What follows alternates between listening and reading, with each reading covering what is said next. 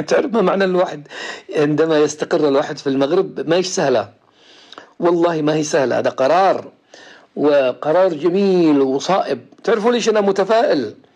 أنه لا يوجد شخص استقر في المغرب وندم.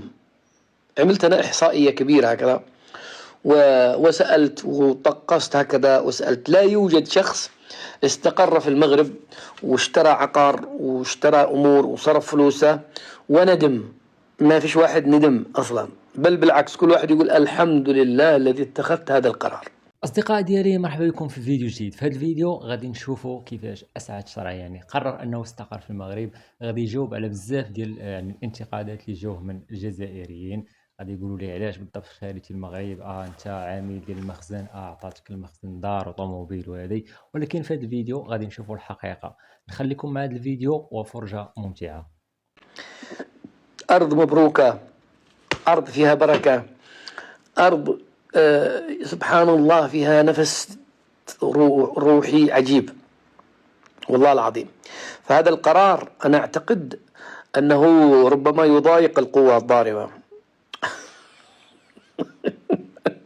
والله أنا أعتقد القوى الضاربة تتألم كثيرا أنه أسعد الشرعي سيستقر في المغرب، وهذا الموضوع سيضايقهم.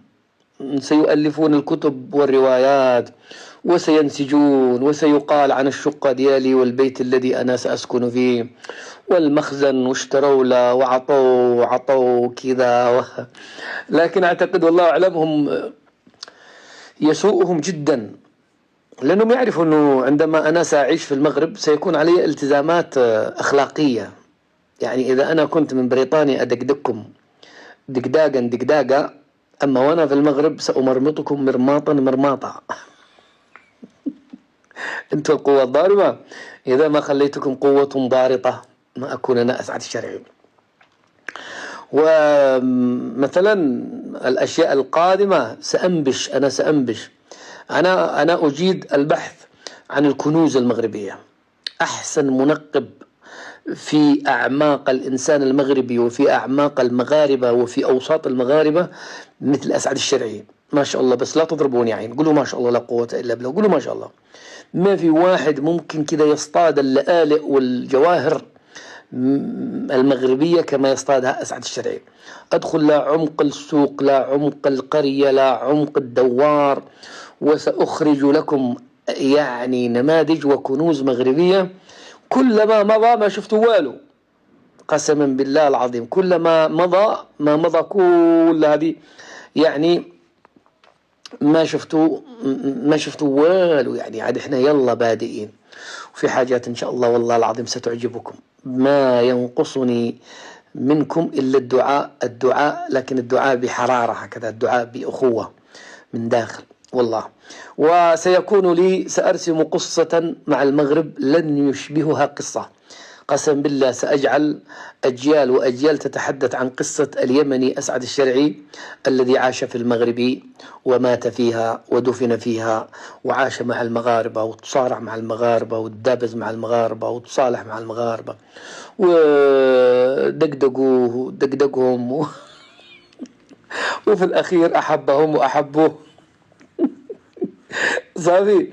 يعني هناك أجيال من اليمن ومن المغرب ستتحدث عن هذه العلاقة الروحية التي تربط أسعد الشرعي به. وأنا لا أستبعد إن شاء الله إذا أنا شوية ذهبنا إلى وجدة ولا أي مكان كان يتواجد فيه الرئيس هواري بومدين، ويعملوا للمغاربة شوية تكوين كذا، وارجع أحكم الجزائر.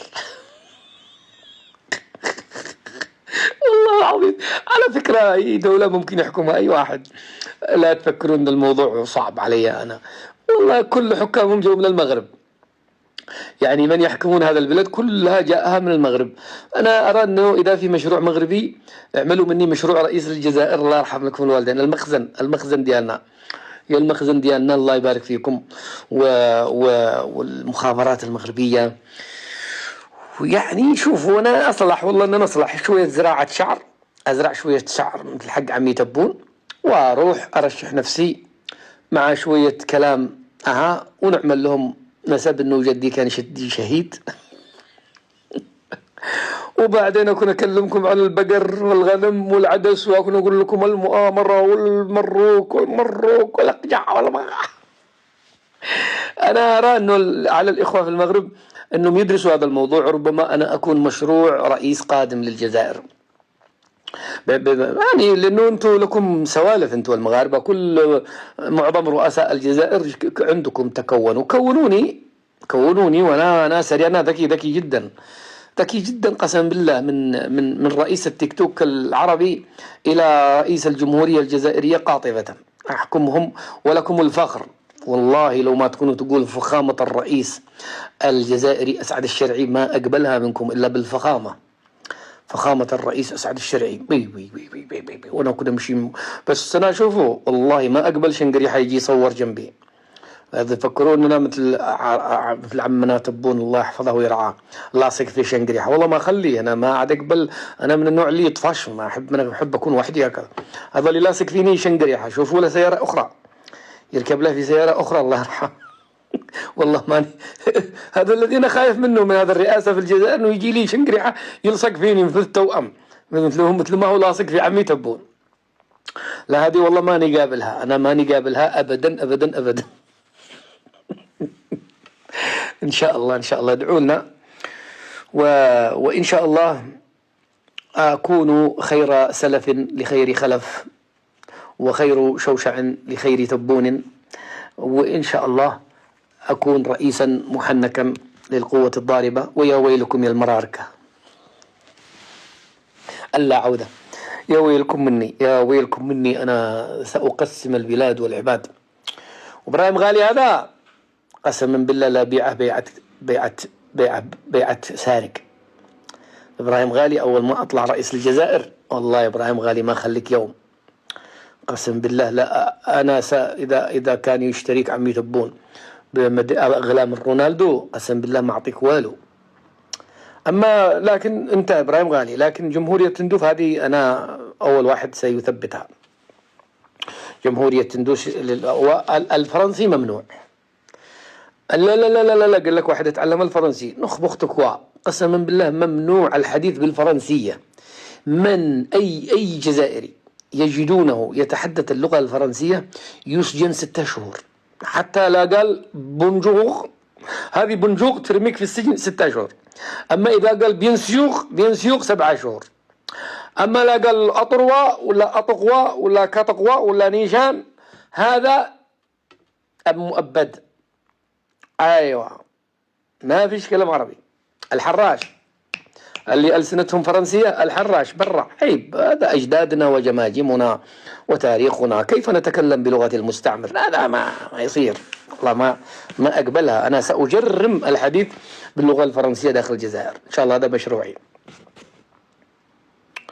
تمت الموافقة على الطعن. الله أكبر، وافقوا على الطعن. الله أكبر، يلا كبسوا كبسوا كبسوا كبسوا كبسوا كبسوا. أنا حذرتكم يا أخواننا في الجزائر، لا تتعاملوا معي بالسنيال ولا تتعاملوا معي بالعدا، لأنني ممكن أطلع لكم قرون. أنتم ما تعرفوش سعد الشرعي، والله ما تعرفونيش خالص.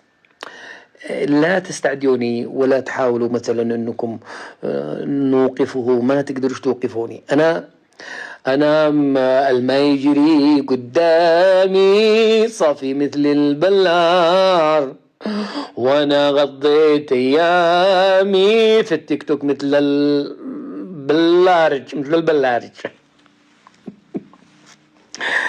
يلا زيدوا كبسوا شويه، زيدوا اذا شويه كملنا معاكم نصف ساعه. انا اتعهد باستعاده جميع الجماجم ان شاء الله عندما اصبح رئيس الجزائر، اتعهد باستعادتها جميعها ان شاء الله. تعليقات اسمي ضروري، ما ينفعش واحد اسمه أسعد الشرعي، لازم بو. ايش سموني؟ بو سعدة، بو سعادة. لا لا لا لا أعوذ بالله. بو سعادة هذه جدة بونيف تقريبا، اسم أمها واسم أبوها وجدتها. أعتقد إني اسم جدتها تقريبا بو سعادة. بو حجرة، بو دمغة مزيان. شوفوا لا اسم يا جماعة، علقوا لي بالاسم المناسب يا اخي. بو ماذا؟ بو مرداس، بو صلعة. بو صلعة. بو صلعة مزيانة والله. بو شرعي. لا حاجة تكون بو صلعة، درعة، سمعة، شمعة، هكذا شمعة ضروري، حاجة صلعة. بو صمة، بو ابراهيم، ولا بو ابراهيم الابراهيمي صافي تمام. يا ليل خبرني على امر المعاناة، هي من صميم الذات والأجنبية. بو قرعة، بو قملة، بو صمة، بو شرعب، بو قرعة، بو حجرة. لا خلاص. اذا الاصدقاء كان هذا هو الفيديو ديالنا، بغيتكم تخلوا لي الاراء ديالكم في التعليقات، كتبوا لي في الكومونتير شنو الراي ديالكم، واش كترحبوا باسعد الشرعي انه يعني استقر في المغرب. خلوا لي الاراء ديالكم، ولا كنتي اول مره كتشوف هذه القناه فضروري اشترك في القناه وفعل الجرس باش دائما يوصلك الجديد والجديد ان شاء الله. الى الملتقى اصدقائي في فيديو قادم، والسلام عليكم ورحمه الله.